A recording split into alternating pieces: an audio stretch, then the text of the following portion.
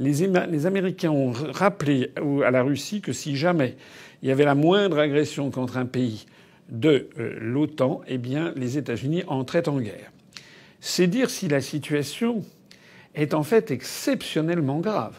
Elle ne cesse de s'aggraver. Ça n'est pas drôle, mais pas drôle du tout.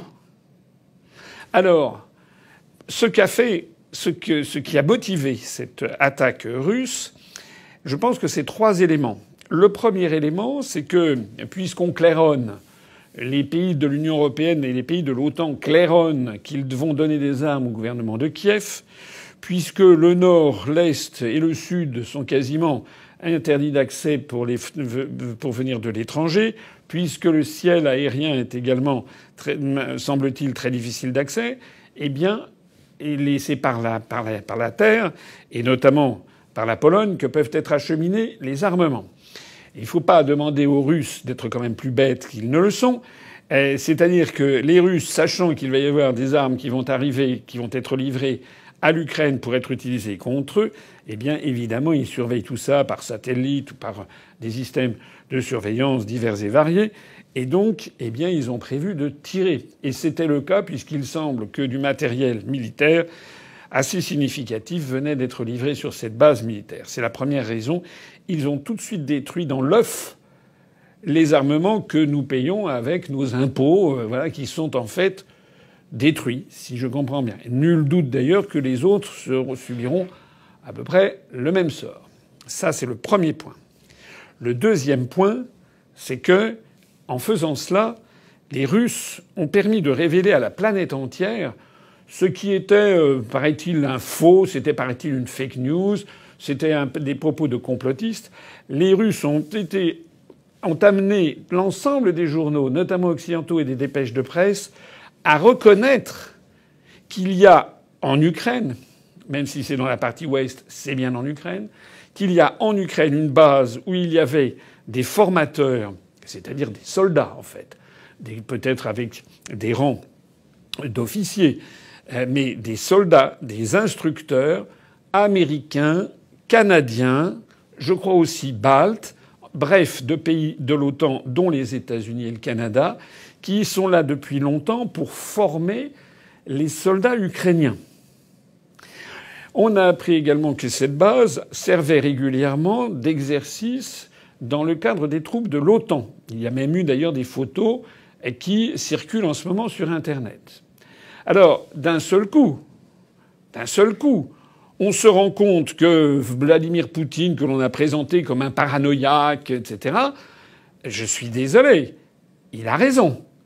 Il a raison de dire que l'Ukraine sert d'ores et déjà, même si l'Ukraine n'est pas formellement entrée dans l'OTAN, l'Ukraine sert d'ores et déjà de base d'entraînement à des exercices militaires de l'OTAN. Je le dis parce que tout ça, ça s'appelle jouer avec le feu nucléaire.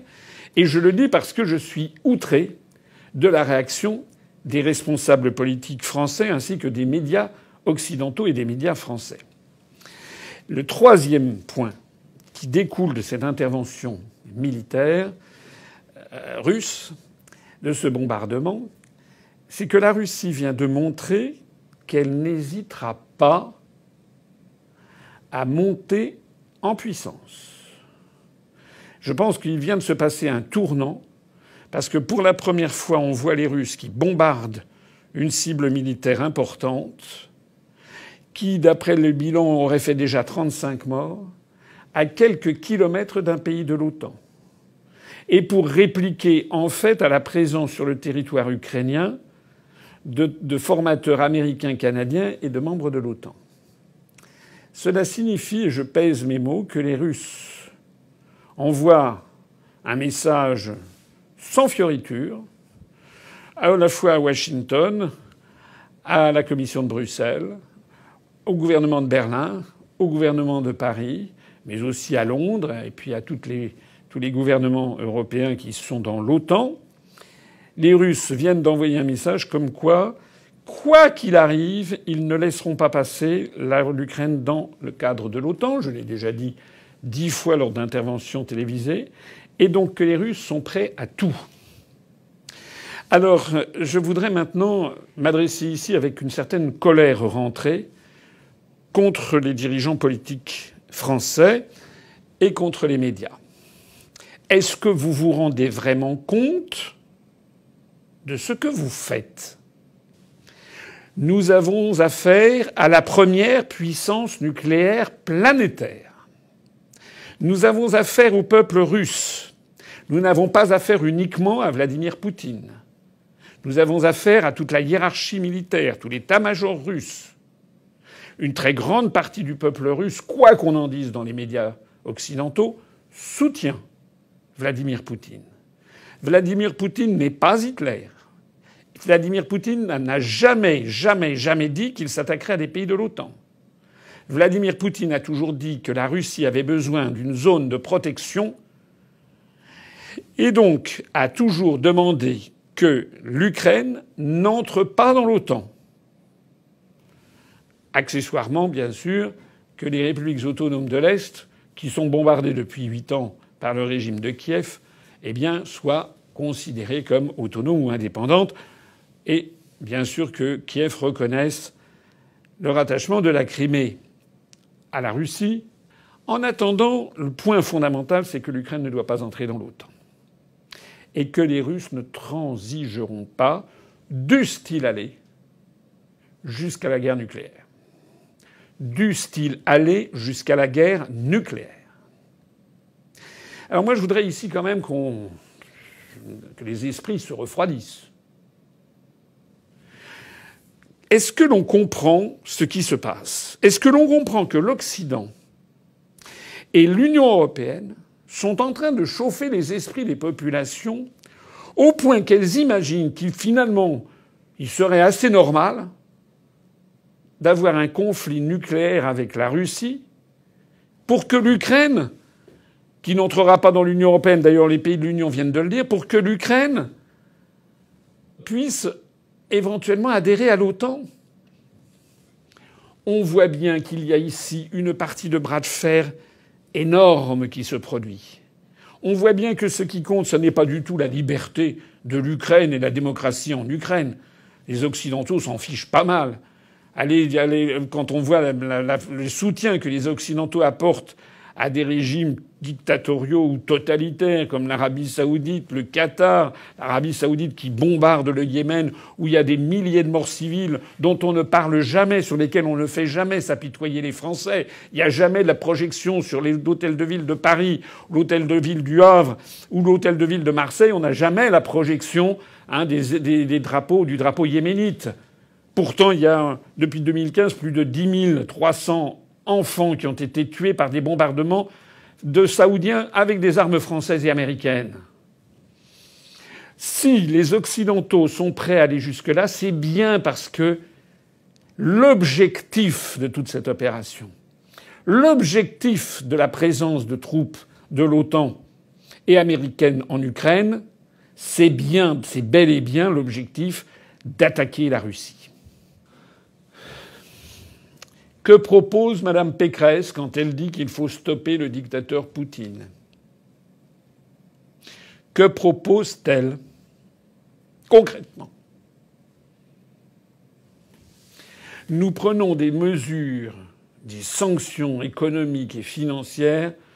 Tous les jours montrent que ces sanctions vont essentiellement frapper les Français, les Allemands, les Italiens, mais particulièrement les Français comme d'habitude.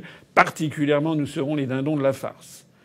Nous voyons s'envoler le prix du gaz, du pétrole, des hydrocarbures, bientôt le prix des céréales, ça a déjà commencé, le prix de tous les métaux est en train de flamber, l'inflation arrive, l'inflation gagne, le niveau de vie des Français va rétrograder à toute allure. Et tout ça pourquoi? Pour que l'Ukraine puisse entrer dans l'OTAN. Il est absolument inadmissible que nous risquions d'entrer en conflit nucléaire avec la Russie pour des raisons qui échappent complètement au peuple français. Est-ce qu'on se rend compte de ce que ce serait une guerre nucléaire? Est-ce que les Français s'en rendent bien compte?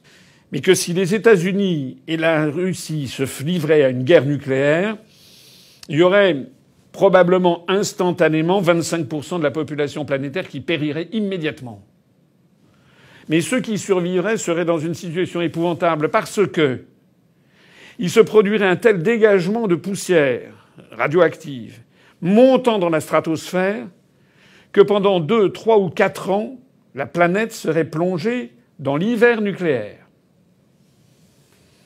Certains informaticiens ou ingénieurs aux États-Unis ont calculé par exemple que l'Iowa, l'État de l'Iowa aux États-Unis, pourrait rester 3 ans avec des températures inférieures à 0 degré. Plus de printemps, plus d'été, plus d'automne. Cet hiver nucléaire, pendant 2 ou 3 ans, essentiellement visible dans l'hémisphère nord, aurait pour effet de faire chuter la température de façon colossale, mais également de bloquer les rayonnements solaires et de faire détruire à peu près toutes les récoltes.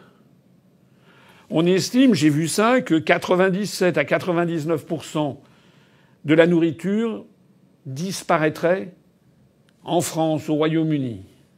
C'est-à-dire que nous aurions, parmi les 3/4 de personnes peut-être qui auraient survécu au premier choc nucléaire, on aurait peut-être encore la moitié de la population qui mourrait dans d'atroces souffrances, non seulement du fait des radiations qui ne les auraient pas tués sur le moment, mais aussi du fait d'une famine nucléaire. Essayez de comprendre aussi que la France est un pays de taille relativement modeste par rapport à d'autres, et notamment par rapport aux États-Unis, et encore bien davantage par rapport à la Russie. La Russie étant une vingtaine de fois plus grande, ou 25 fois, je ne sais plus grande que la France, il faut bien comprendre que le territoire russe serait en partie préservé d'une guerre nucléaire. Il faut bien comprendre que c'est la vieille Europe qui serait la première détruite. Et tout ça pourquoi ? Pour permettre à l'Ukraine d'entrer dans l'OTAN. Je suis absolument scandalisé qu'il ne se trouve pas un seul candidat à l'élection présidentielle pour dire ça ne va pas, pour dire qu'il faut arrêter tout de suite. L'Union européenne ne doit plus livrer une seule arme à l'Ukraine. L'Union européenne ferait bien de s'inspirer de l'exemple qu'a donné le Premier ministre israélien, Naftali Bennett, qui est allé en Russie discuter avec Vladimir Poutine. Il en est sorti en disant « M. Poutine n'est absolument pas paranoïaque, il est parfaitement rationnel ». Après, il est allé voir Zelensky en Ukraine. Et il lui a dit « acceptez les 4 points de la Russie ». Je les rappelle, les 4 points. Démilitarisation de l'Ukraine, refus d'entrer, engagement comme quoi l'Ukraine n'entrera jamais dans l'OTAN, et adoption donc d'un principe de neutralité dans la constitution ukrainienne, reconnaissance des républiques du Donbass, reconnaissance du rattachement de la Crimée à la Russie. La Russie, Vladimir Poutine n'a jamais varié sur ce point.